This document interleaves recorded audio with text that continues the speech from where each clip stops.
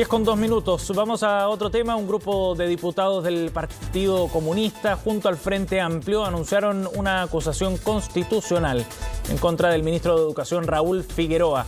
Hay varios argumentos, entre ellos el de el agobio de los profesores y poner en riesgo la salud con el retorno presencial a clases. Conversamos del tema con una de las diputadas que impulsa la acusación, la diputada Camila Rojas. ¿Cómo está? Gracias por el contacto, diputada. Bien, gracias, Sebastián. Diputada, profundicemos un poco en estos argumentos, en los fundamentos de la acusación constitucional. ¿Por qué la están llevando adelante? Sí, bueno, aquí nosotras decimos hay una crisis en el sistema educativo que creemos se ha profundizado con la administración del ministro Figueroa en un momento muy duro que ha atravesado el país, que se ha atravesado a nivel mundial, que es la pandemia. El ministerio lo que ha hecho es presionar a las comunidades sin asegurar condiciones, lo que ha generado agobio, lo que ha generado estrés por parte de los trabajadores y trabajadoras y sin duda también de las familias. Y ahí hay un dato bien concreto y es que el ministerio no ha puesto ni un peso más en educación, pese a que estamos pasando por un momento muy difícil y pese a que, entre otras cifras, tenemos que un porcentaje bien importante de establecimientos, por ejemplo, no tiene acceso a Internet, ¿ya? De hecho, había unas cifras que se sacaban en la tercera hace unos días que 1 de cada 3 escuelas no tiene acceso a Internet. Entonces las clases online o las clases híbridas ya no son posibles. Entonces lo que estamos diciendo acá es que ha existido excesiva presión a las comunidades educativas, pero que no y que eso no se relaciona con asegurar las condiciones de las clases, sean presenciales, sean híbridas o sean virtuales. Ajá. Pero ¿cuál es el fundamento jurídico para la acusación constitucional? En el fondo, ¿qué infracción está cometiendo el ministro de Educación, que es el que justifica la acusación? Sí, mira, me voy a concentrar en 2 puntos. Primero, la infracción al derecho a la educación, la falta de regulación y financiamiento. El ministerio tiene la obligación de velar por el derecho a la educación y en ese sentido, ¿qué antecedentes tenemos? Que el ministerio no ha invertido en la pandemia, que las clases virtuales no existen normativamente, por lo tanto, se han hecho una serie de adecuaciones administrativas que serían irregulares, ¿ya? Y me voy a referir a punto por punto, respecto de la flexibilización de los recursos de la SEP, respecto de la subvención general, en donde hay establecimientos que quedaron sin ni un peso durante el 2020, específicamente escuelas de jóvenes y adultos, la disminución del porcentaje de estudiantes prioritarios y preferentes. Entonces, todo eso en el marco de una situación de financiamiento muy irregular durante 2020-2021 que ha puesto en entredicho que los establecimientos puedan entregar el servicio educativo. Ese es un primer punto. ¿Ya? ¿Cuál es la infracción? Al derecho a la educación que está garantizado en la Constitución en el artículo 19, número 10. Diputada, pero extralimitarse en sus atribuciones a la Ley General de Educación, a la ley del Mineduc, a la ley SEP, a la ley de subvenciones. Ese es un primer acápite que tiene que ver principalmente con el retorno. Vamos por parte para ir abordando algunos de estos puntos. ¿No es contradictorio que por una parte se busque una acusación constitucional porque no se ha hecho lo suficiente para garantizar el acceso a educación y por otra parte también se le critica al ministro por la intención de volver a las clases presenciales? ¿No es contradictorio eso? Mira, yo por eso al comienzo decía acá, y esto yo creo que es súper importante salir de este binarismo que se ha dado entre volver o no volver a la presencialidad, porque lo cierto es que en cualquier caso hay que asegurar las condiciones de las clases, sean presenciales, sean híbridas o sean virtuales. Y lo que nosotros vemos es que en ninguno de los casos están esas condiciones aseguradas, porque cuando tenemos la versión virtual, tenemos que estudiantes no tienen acceso a un dispositivo a Internet. Cuando vemos la versión híbrida, tenemos la situación de que escuelas no tienen Internet, entonces que un profesor o profesora no puede realizar la clase de manera sincrónica y en vez de hacer una clase tiene que hacer 2, ¿ya? Una clase para quienes asisten presencialmente y otra clase para quienes asisten virtualmente. Entonces, estamos hablando de las clases y lo que vemos es que en la situación que sea, porque con clases virtuales también estás dando el derecho a la educación, con clases presenciales también lo estás haciendo, y la presencialidad evidentemente es ideal, ¿ya? Porque no solo está el proceso de aprendizaje y procesos de socialización de por medio, pero que en cualquier caso el Ministerio no ha asegurado las condiciones para que ocurran.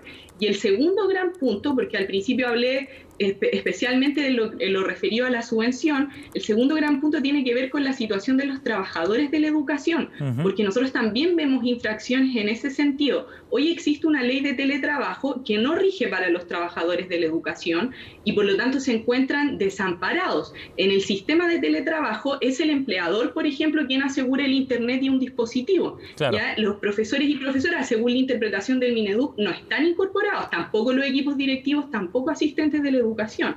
Y hoy, ¿sobre quién pesa que el sistema educativo siga funcionando? Que lleguen guías, que existan clases, algunas grabadas por video porque las condiciones de internet no permitan que sean sincrónicas. O sea, todo eso ha cargado en las comunidades educativas con múltiples exigencias desde el Ministerio, pero que a su vez no tienen un correlato en definitiva asegurar ciertas condiciones mínimas a la y los trabajadores. Diputada, entonces, ahora... cuando uno va a los establecimientos, cuando habla con los profes, se da cuenta que al final esto es puro agobio para ellos.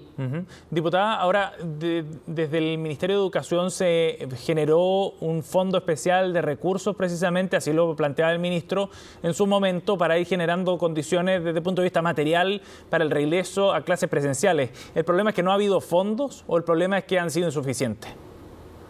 Ese fondo era especialmente insuficiente porque era en definitiva un concurso en donde la cantidad de establecimientos que iban a poder mejorar sus condiciones era muy limitado. Y hoy, por ejemplo, también hay problemas de aforo, ¿ya? Yo he ido a establecimientos que en decisión conjunta entre profesores, entre la comunidad educativa, apoderados, han decidido que va a haber una cierta presencialidad, ya sea por cursos, turnándose, pero, por ejemplo, el tema de los aforos es un problema en la mayoría de las escuelas.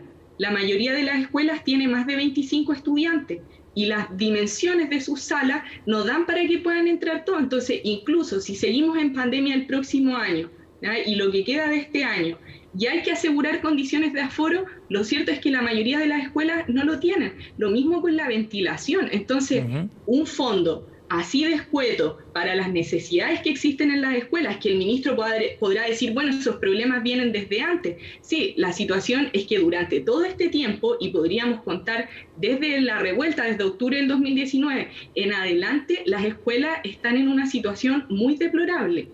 Y por lo tanto, si solo hacemos exigencias hacia las escuelas y no aseguramos las condiciones, estamos en un problema. Y lo que vemos es que si sigue este ministerio así, el 2022 vamos a tener una situación todavía más crítica.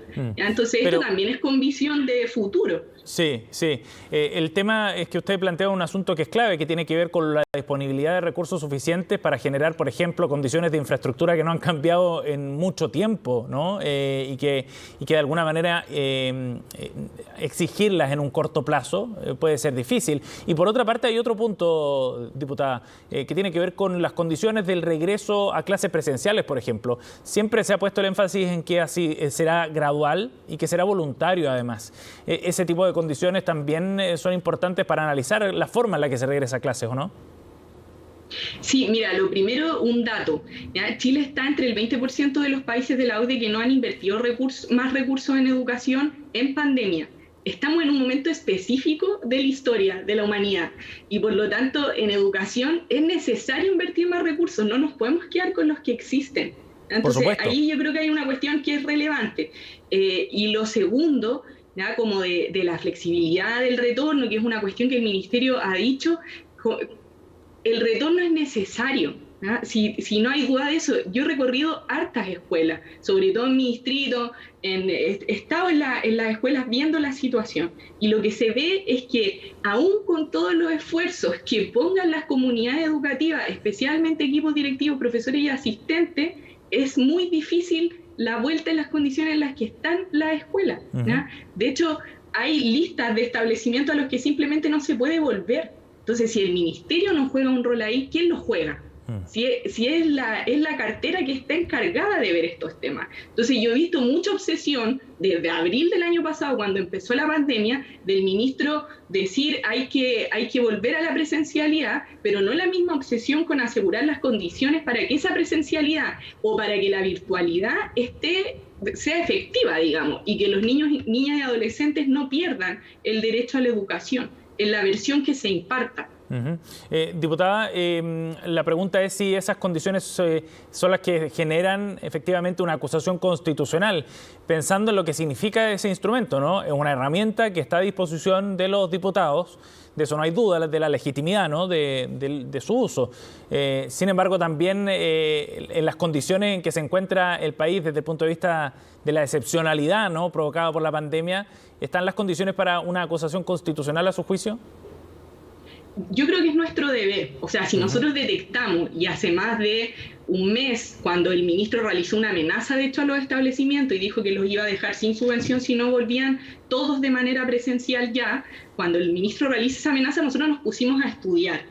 Y lo que hemos concluido es que hay infracciones a la Constitución y las leyes. Y cuando un ministro comete infracción, se le acusa constitucionalmente. Y no creo que esa acusación sea excluyente de nuestra preocupación por los temas referidos a la pandemia en términos económicos y sociales. El postnatal de emergencia salió de una propuesta del Congreso. El aumento del IFE es una propuesta del Congreso.